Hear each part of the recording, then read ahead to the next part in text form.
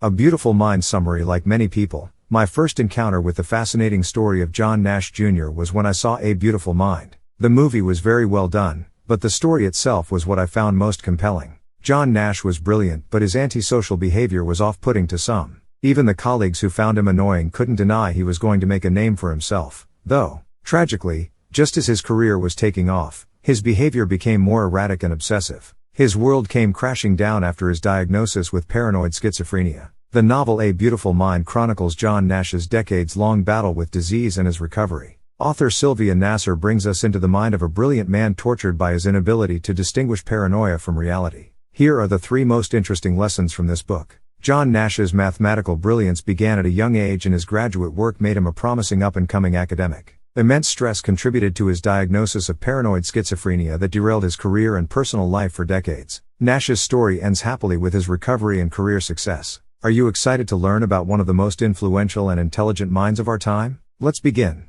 Lesson 1. The world began to see John Nash's brilliance when he was in graduate school making mathematical breakthroughs. Like many geniuses, John Nash had some eccentric and reclusive tendencies. But though his parents worried about him socially, he had a gift for thinking about math problems in new and unorthodox ways. Surprisingly, he didn't show glowing grades in high school math because he would neglect to show his work and just write an answer that he had solved in his head. But in college, his professors were astounded by his methods for solving difficult math problems with ease, and he was accepted to graduate school at Princeton University. Graduate students formed cliques under different mentoring professors, but Nash preferred to stay a loner, making him not particularly well liked. But he found his place working under John Newman, who fathered game theory. Game theory is a way to explain human decision-making among competing players through mathematical models. Nash expanded Newman's theory in his thesis to include games involving more than 2 players and allowing for cooperation. This crucial step in the development of the theory allowed it to relevant in real-world situations, particularly in economics. Most importantly, his additions to the theory allowed the possibility of mathematically determining human behavior with the possibility of mutual gain.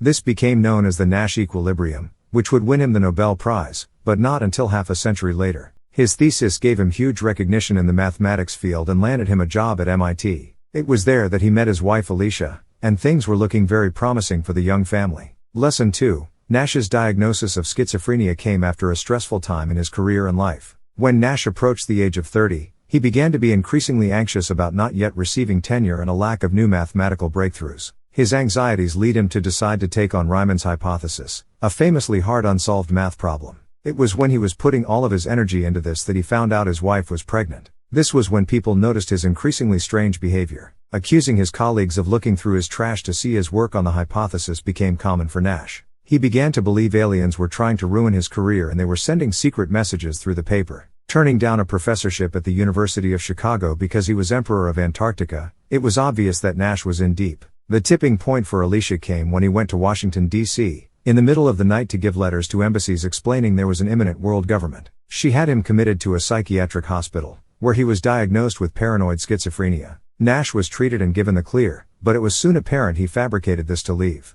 He wandered to Europe to convince the embassies of his world government but eventually was deported. Nash saw things get worse with his income source gone and Alicia filing for divorce. Living with his family for only a short time, he soon went back to an institution. Lesson 3. His tragic story turned around when he made a seemingly unbelievable recovery and he finally was able to have success. To most everyone around him, all seemed lost. But in a miraculous turn of events, he began to recover. It happened slowly, but the schizophrenia began to subside. By the late 1980s, people at Princeton saw his research was real math rather than incomprehensible equations. Nash himself said that he began to realize that though his paranoid thoughts were still tormenting him, he could reject them now. More wonderful for Nash still, he was finally getting recognition for his contribution to game theory by receiving the Nobel Prize in economics. After around 30 years away from academia, the invitation came for him to be a professor at Princeton. He spent his remaining years reconnecting with family and friends he had estranged and reacquainted himself with Alicia. They remarried in 2001,